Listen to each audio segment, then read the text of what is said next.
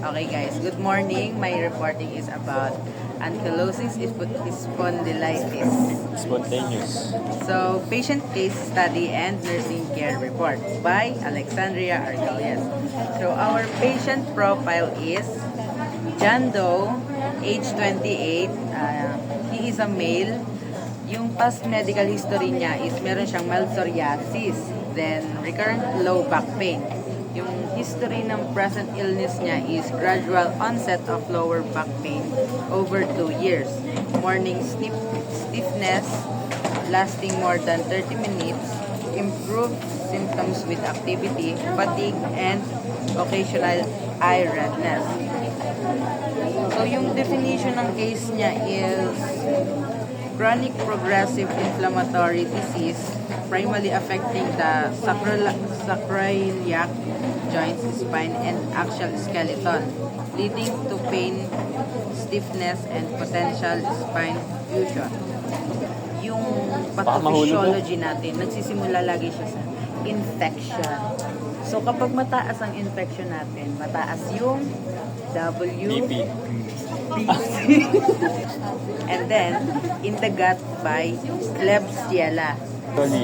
So pag nagkaroon ng infection, of course, magkakaroon ng production of anti-UTR. Ano yan? Wait lang guys. Tapusin nyo. Pag may infection, proceed agad tayo sa production. Magpuproduce siya ng anti-QTTRED and anti-DRDE, Klebsiella antibodies. Yun guys, sila kakampi. So pag may production, meron ding binding. Binding of these Klebsiella antibodies to cross-reactive self-antigen of HLA-B27 molecules and collagens type 1, 3, and 4. But it present in the tissues of the sacroiliac joints, lumbar, spine, and so after binding, magkakaroon ng inflammation like arthritis, osteoarthritis. So, guys, pag nagkaroon ng inflammation, ibig sabihin, nag-produce na ng sites by secondary activation of the complement system leading to Klebsiella pa rin, Klebsiella reactive arthritis. At kapag meron ng ganon, ayun na, meron na tayong ankylosing spondylitis. Yan, it appeared to result from repeated episodes of Klebsiella reactive arthritis pala yun, in genetically susceptible population consisting of HLA-B27 positive individuals, probably because of certain dietary habits involving a high starch consumption. Yung summary ng pathophysiology niya is autoimmune disease that causes chronic inflammation in the spine, primarily affecting the sacroiliac joints and vertebral joints.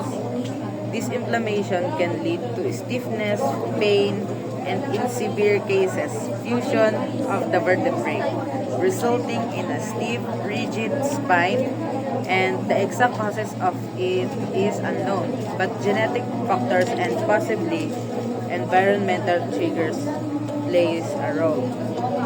So yung diagnostic test natin is HLA-B27 genetic test, X-ray, MRI of spine, ESR and CRP, inflammation markers, physical examinations like Scober's test.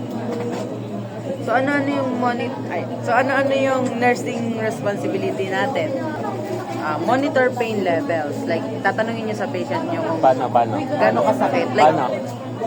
hello po, gaano po kasakit yung nararamdaman niyo po. Educate patient about exercise and posture management. Paano? After natin i-educate ang patient, guys, mag-a-administer na tayo ng medication by doctor's order. So, prevent complication of immobility. Like, magpo-provide tayo ng safe environment. Like, side rails up. Ito, after natin mag-provide ng safe environment, magbibigay naman tayo ng psychological assessment and education. Lalong-lalo na sa mga family nila. Like, i-assess nyo yung status nila kung kaya ba nila sumunod. case yung medical management natin is From the NSAIDs top. like naproxen and ibuprofen. At meron tayong tinatawag na TNF-alpha inhibitors, IL-17 inhibitors, and physical therapy. At hindi mawawala ang pain management kasi yan yung ating minomonitor, yung pain. Sa surgical management, joint replacement if severe hip involvement, tsaka yung spinal corrective surgery like yung napanood natin kahapon.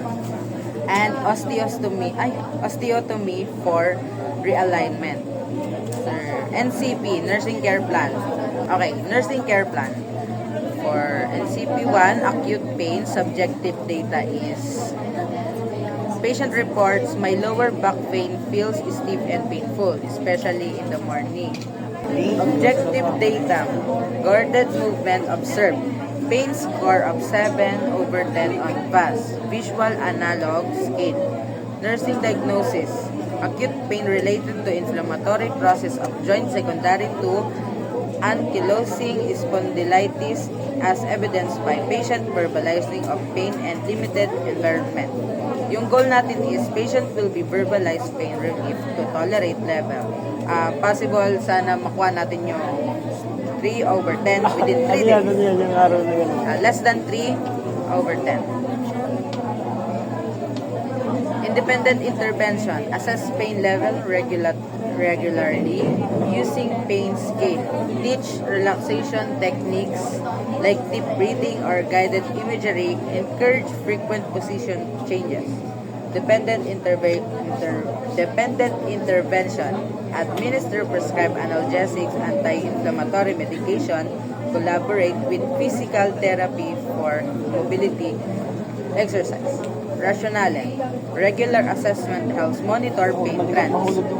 Relaxation techniques reduce stress which can exacerbate pain.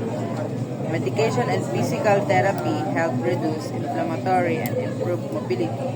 So for evaluation, patient reports pain reduced to 2/10 moves with less discomfort. Sa dalawang NCP lang. Sige. And, nursing care plan number 2, impaired physical mobility. Subjective data is, I feel stiff and it's hard to bend or walk. Objective data is limited range of motion noted in spinal assessment, difficulty performing daily activities. So our nursing diagnosis is impaired physical mobility related to joint stiffness and pain as evidenced by limited range of motion and difficulty ambulating. Goal. Patient will demonstrate improved mobility within 1 week by participating in physical therapy session. Independent intervention is encourage daily active and passive range of motion exercise. Educate patient on the importance of regular activity. So our dependent intervention is refer to a physiotherapist for tailored exercise programs. Administer prescribed muscle relaxant if ordered. Rationale. Exercise maintains joint function and flexibility. Medication reduce muscle spasm and improve movement. And for evaluation, patient participates in exercise session and show improved flexibility in the lumbar spine. So that's all. So that's all. Thank you. Here are the reference guys of my